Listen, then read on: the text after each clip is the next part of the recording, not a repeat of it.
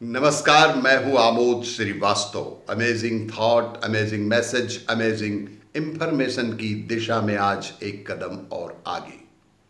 आज की इस कहानी का शीर्षक है जीवन चलने का नाम।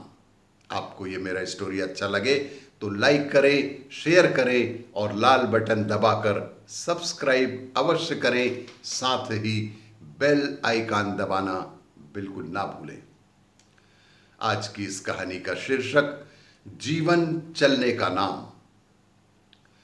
सरला नाम की एक महिला थी। रोज वह अपने उसके पति सुबह ही काम पर निकल जाते थे। दिन भर पति ऑफिस में अपना टारगेट पूरा करने की डेडलाइन से जूझते हुए साथियों की होड़ का सामना करते हुए बॉस से कभी प्रशंसा तो मिली नहीं, लेकिन तीखी कटेली कटीली आलोचना चुपचाप सहते रहे थे। और इसी तरह पत्नी सरला भी एक प्राइवेट कंपनी में जॉब करती थी। वह अपने ऑफिस में दिन भर परेशान ही रहा करती थी। ऐसी ही परेशानियों से जूझकर सरला जब घर लौटती, खाना बनाती, शाम को घर में प्रवेश करते ही बच्चों को वे दोनों नकारा होने के लिए डांटते थे।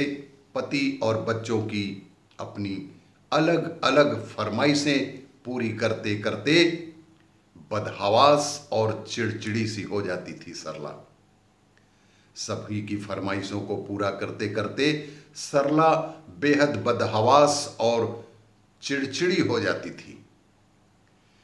घर और बाहर के सारे काम उसी की जिम्मेदारी में संपन्न हुआ करते थे। थक हार कर वह अपने जीवन से निराश होने लगती। थक हार कर बेचारी सरला अपने जीवन से निराश होने लगती है। उधर पति दिन पर दिन खूंखार होता जाता है।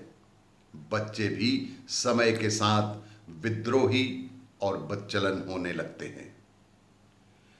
एक दिन सरला के घर का नल खराब हो जाता है। एक दिन सरला के घर का नल खराब हो जाता है। उसने प्लम्बर को नल ठीक करने के लिए बुलाया। उसने उस प्लम्बर को घर के नल को सुधारने के लिए बुलाया। प्लम्बर ने आने में देर कर दी। प्लम्बर आने में कुछ देर कर दी। पूछने पर बताया कि साइकिल में पंक्चर के कारण देर हो गई। घर से लाया खाना मिट्टी में गिर गया।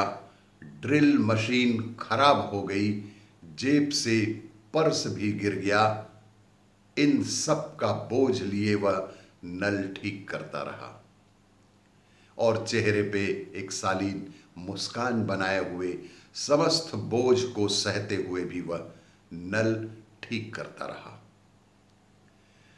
काम पूरा होने पर महिला को दया आ गई और वह उसे गाड़ी में छोड़ने चली गई। प्लम्बर ने उसे बहुत ही आदर से चाय पीने का आग्रह किया। प्लम्बर के घर के बाहर एक पेड़ था। प्लम्बर ने पास जाकर उसके पत्तों को सहलाया, चूमा और अपना थैला उस पर टांग दिया।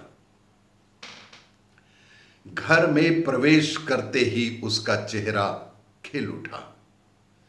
बच्चों को प्यार किया। मुस्कुराती पत्नी को स्नेह भरी दृष्टि से देखा और चाय बनाने के लिए उसे कहने लगा। सरला यह देखकर हैरान हो गई। सरला को बेहद हैरानी हुई कि इस तरह भी कोई जीवन जी सकता है।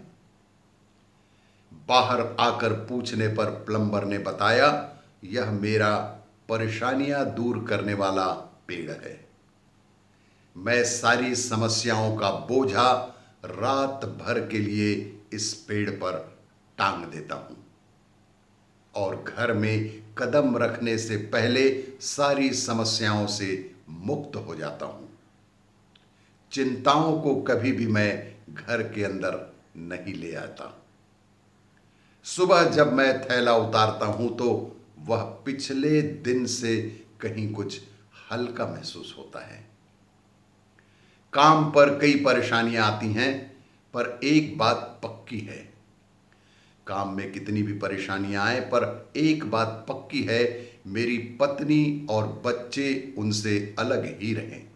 यह मेरी कोशिश सदैव बनी रहती है। इसीलिए इन समस्याओं को मैं बाहर छोड़कर ही घर के अंदर प्रवेश करता हूं और प्रार्थना करता हूं कि भगवान मेरी मुश्किलें आसान कर दे।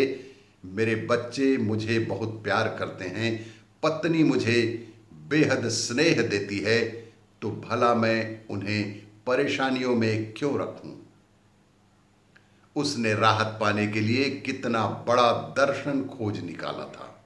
उस व्यक्ति ने, उस प्लम्बर ने जीने के लिए कितना बड़ा दर्शन खोज निकाला था। यह घर घर की हकीकत है, यह प्रत्येक घर की हकीकत है। गृहस्थ का घर एक तपोभूमि से कम नहीं है। सहनशीलता और संयम खोकर कोई भी इसमें सुखी नहीं रह सकता। जीवन में कुछ भी स्थायी नहीं, हमारी समस्याएं भी नहीं। प्लम्बर का वह समाधान वृक्ष, प्लम्बर का वह समाधान वृक्ष एक प्रतीक है। क्यों न हम भी एक एक वृक्ष ऐसा ही ढूंढ लें, ताकि घर की दहलीज में प्रवेश करने से पहले अपनी सारी चिंताएं, अपनी सारी उलझनें, अपने सारे बोझ उस वृक्ष पर टांग कर बेहद हल्के और सरल होकर ही घर में प्रवेश करें। क्योंकि घर एक मंदिर है, उसे युद्ध स्थल ना बनाएं। आपको ये मेरा वीडियो अच्छा लगे तो लाइक करें, शेयर करें और सब्सक्राइब अवश्य करें। धन्यवाद।